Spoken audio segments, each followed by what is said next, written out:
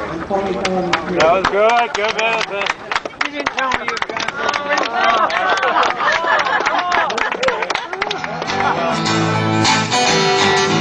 Someone's telling lies. There's a weapon of mass destruction. Breathe the fear into the eyes of the mothers of creation.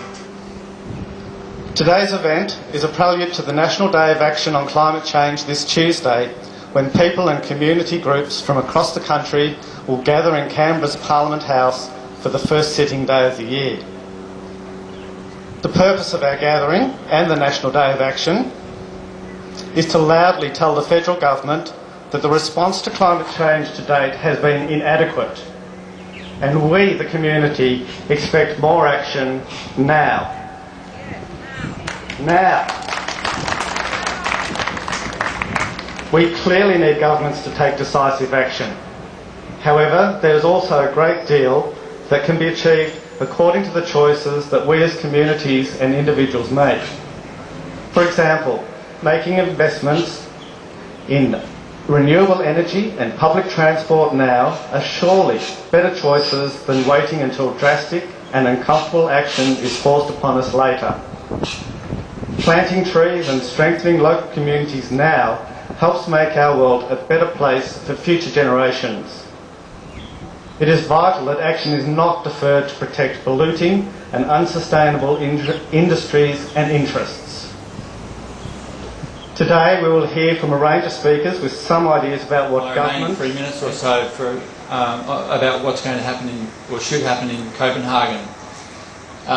Looking around me, it's a really beautiful day and a beautiful place, and nobody's starving, and there are no bombs falling and no great storms brewing, and the water's still reassuringly down there. It's very hard to get our heads around the fact that we may be facing some kind of global catastrophe. If you go to the website of the United Nations Framework Convention on Climate Change, they've got this clock ticking, and it's called Countdown to Copenhagen. So it gives the number of days, hours, minutes and seconds to the next climate change conference in Copenhagen, which will be in December and is now 309 days away. It emphasises how critical this conference is going to be, probably the most important since the Allies got together in Yalta on the Black Sea in 1945 to divvy up the world at the end of the Second World War, and possibly the most important ever. Because at Copenhagen, the countries of the world need to decide if they can make an agreement, and then there isn't enough time to get it going for post-2012. Not long ago, people like Tim Flannery were saying, well, maybe we have 5 or 10 years left to turn things around. But with mounting evidence of rapidly accelerating impacts, such as the shockingly fast melt of summer sea ice in the Arctic in recent years, increasing numbers of scientists and policymakers are starting to say we now have less than a year to save the world. The 3 things we really need out of Copenhagen is, first of all, it has to be a global agreement. Every country in the world has to sign on and agree to cuts. Secondly, those cuts have to be significant. They have to be at least 25% by 2020, 40% by 2030 and 60 to 80% by 2050. And the third thing is an early start to caps. That is, we have to start reducing emissions as quickly as possible. Well, I've got about 2 minutes. Okay, great. All right. If we don't get these things, as you know, warming won't be held to 1 to 2 degrees, and a number of climate tipping points will probably be passed. So this is a really critical year. What can we do? I don't have any quick answers. There's little chance of our government changing tack or seeing sense very quickly. The best we can do locally in terms of influence in Copenhagen that I can tell is to just emphasise to our federal politicians that if they don't get their act together, that they're likely to lose their jobs at the next election. That does tend to get their attention. But I'm starting to think also that Copenhagen may be part of the problem rather than the solution.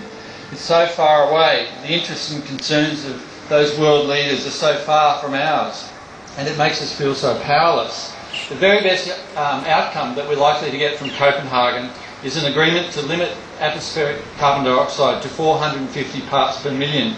But there's increasing evidence that we really need a limit of 350 or even 300 parts per million, which is way below what it is now. It's now about 385. And this is something that can't happen without a very quick transition to a low carbon economy. So perhaps the answer is not to expect too much of our current crop of leaders, but to work in our own communities towards a low carbon economy, and the knowledge that we are in for a rough ride from climate change, but that we can lead by example. And finally, whenever I get too dismayed, I'm always heartened by remembering back to what happened in East Timor in 1999. In 1990, nobody would have given you odds that this little half island would have become independent from the Indonesian state. But then came the Santa Cruz massacre in 1991 and the global outcry that followed the release of video footage, and a lot of political manoeuvring after that led to the referendum in 1999. Thanks, Basil. Well, Mark said it all. 1 year. If we're not doing something this year, we're stuffed. The feedback loops have started to cut in, and even more frightening is the economists are leading the scientists. Garneau, Stern, and recently Basil and I were in Melbourne listening to a report from a group of economists on the state of the environment in local government. And a Dr. Brain, who had the final word for these people, said, if we don't go on to a war economy, that means petrol rationing, food rationing, control, in the next year, then we're basically stuffed. I fear for my children, and I fear for my grandchildren, and I guess one of the few advantages of being an old bastard is that maybe we won't see the worst of it. Now, why are people turning their backs on this crisis? Why are our politicians turning their backs on this crisis? Climate change / global warming is the only issue. The moment they're all wandering around worrying about the global financial meltdown, a while back we were worrying about peak oil. These things are with us and are developing, but climate change is going to engulf the lot. Just harking onto the meltdown, the financial meltdown, 4 or 5 years before this happened, economists were saying this is going to happen. Even the practitioners knew it was going to happen.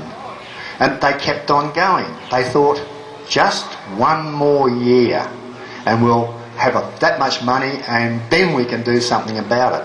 Well, that is precisely the mindset of the political establishment, not only in Australia, but across the globe. Until, as Mark also said, we get consensus across the world, we're not going to get anything done. Because as our governments are doing, and especially our opposition is doing, they're all saying, oh, well, if we take reasonable measures, if we take sort of harsh measures, nobody else is going to do it, and we're going to be left here on a limb. So you can see the mindset. And of course they're also constrained by the political system.